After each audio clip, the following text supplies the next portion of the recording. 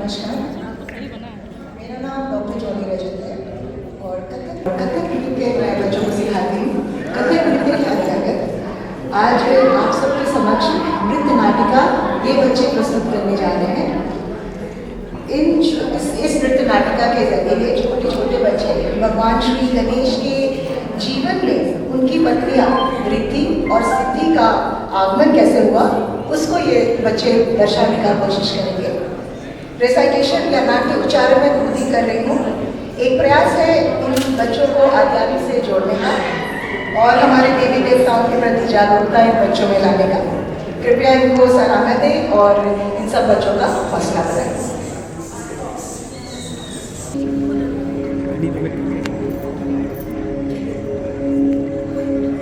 गणेश ध्यान लगाकर बैठे थे। तुलसी जी उधर से जा रही हैं।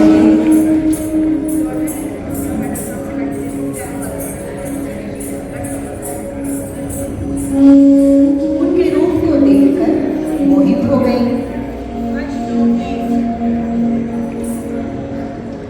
उनका ध्यान भंग करने का कोशिश करने लगी।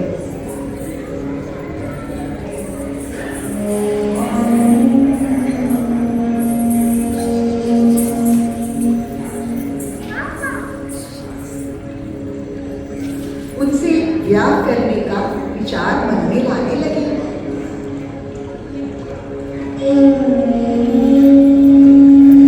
गणेश जी का ध्यान भंग हो गया। वो पूछने लगे, क्या बात है देवी? तुलसी जी बोली, मैं आपसे विवाह करना चाहती हूँ। गणेश जी बोले, मैंने तो ब्रह्मचर्य का व्रत रखा है, ब्याह नहीं कर सकता। तुलसी जी गुस्सा हो गई, बोली, तुम्हारी एक क्या दो पत्नियां होंगी, और वहां से चली गई। धीरे धीरे समय बीतता गया और गणेश जी को ब्याह रचाने का मन होने लगा, लेकिन उनके विचित्र रूप के कारण शादी के लिए कोई भी तैयार न था। इससे गणेश जी क्रोधित हो गए। उन्होंने अपने वाहन मूषक को बुलाया।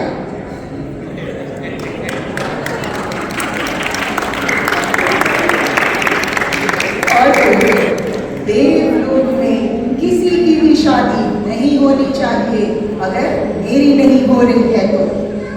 मूषक महाराज बोले, जो आज्ञा प्रभु। वो सब शादी में जाते और शादी को भंग कर दिया करते।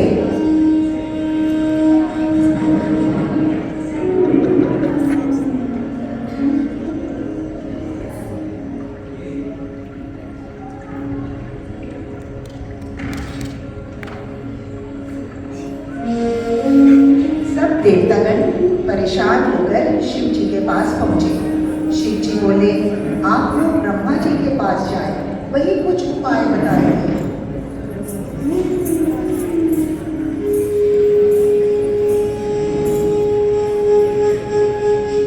ब्रह्मा जी बोले, आप सब लोग परेशान ना हो, मैं कुछ उपाय बताता हूँ। तब उन्होंने अपने तेज से दो पुत्रियां उत्पन्न की, रिद्धि और सिद्धि। उन्होंने रिद्धि और सिद्धि से कहा, ध्यान रखना गणेश जी किसी के विवाह में विघ्न उत्पन्न ना करें। रिद्धि और सिद्धि ने कहा, जो आज्ञा प्रभु। फिर ब्रह्मा जी रिद्धि और सिद्धि को लेकर गणेश जी के पास पहुंचे। गणेश जी ने ब्रह्मा जी से पूछा, प्रभु कैसे आना हुआ? ब्रह्मा जी बोले, गणेश जी, ये मेरी पुत्रियां हैं रिद्धि और सिद्धि, आप इन दोनों को शिक्षा प्रदान करें। गणेश जी बोले, अवश्य, मैं आपकी आज्ञा का उल्लंघन कैसे कर सकता हूँ? फिर गणेश जी रिद्धि और सिद्धि को शिक्षा प्रदान करने लग जाते हैं।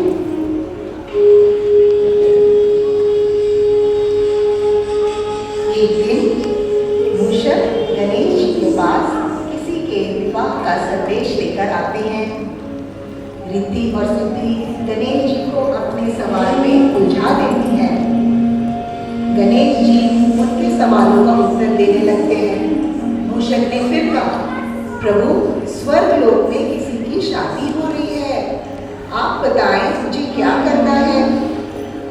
मूषक की बात सुनकर तुरंत रिद्धि और सिद्धि गणेश जी का ध्यान भटकाने के लिए प्रश्न करने लग जाती है।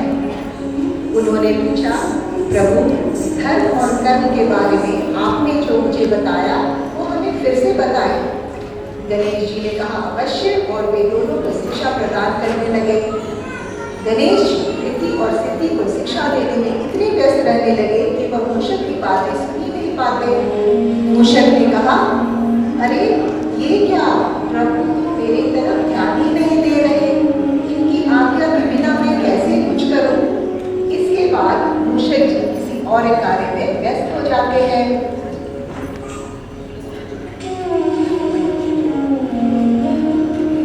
इसी तरह समय बीतता गया और देवलोक में विवाह होते गए।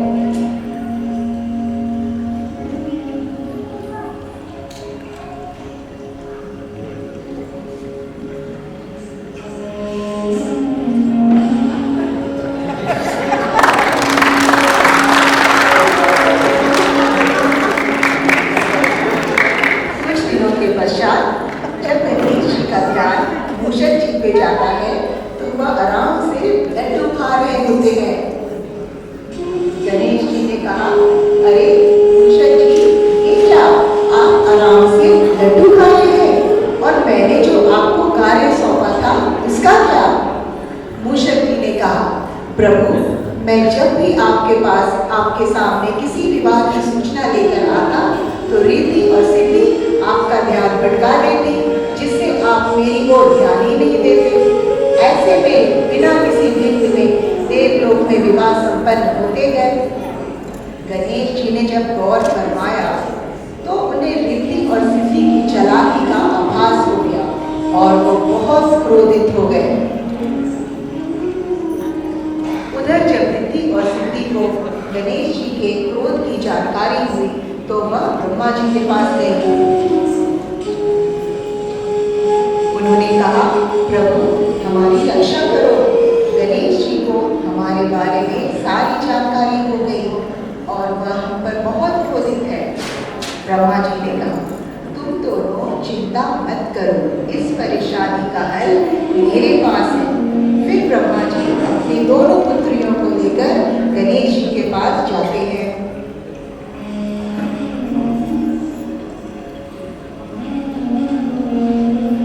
ब्रह्मा जी ने कहा, आप अपना क्रोध शांत कीजिए गणेश जी, मैं आपके पास अपनी दोनों पुत्रियों रिद्धि और सिद्धि के विवाह का प्रस्ताव लेकर आया हूँ, कृपया कर इसे स्वीकार करें। तब गणेश जी ने ब्रह्मा जी के इस प्रस्ताव को स्वीकार कर लिया, जिसके बाद रिद्धि और सिद्धि का विवाह गणेश जी के साथ संपन्न हो गया।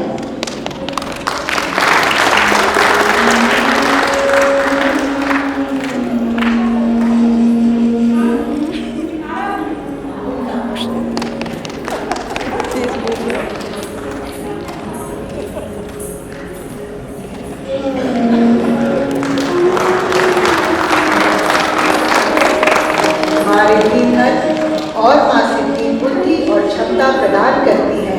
बोलो गणेश भगवान की जय। गणपति बप्पा मोरया।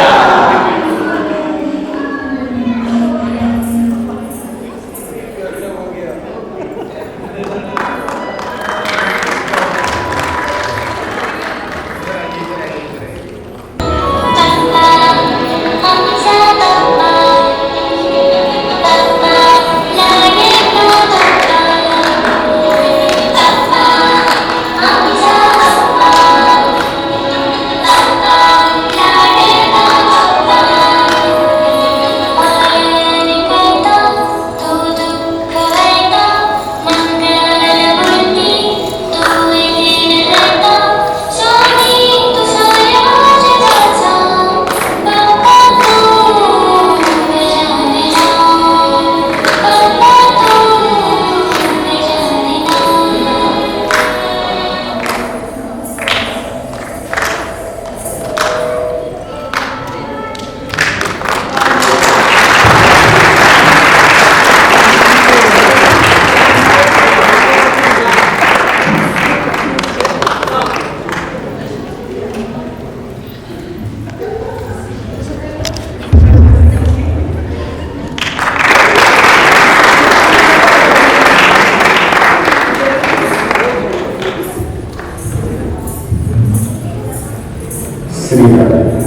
हमारे पास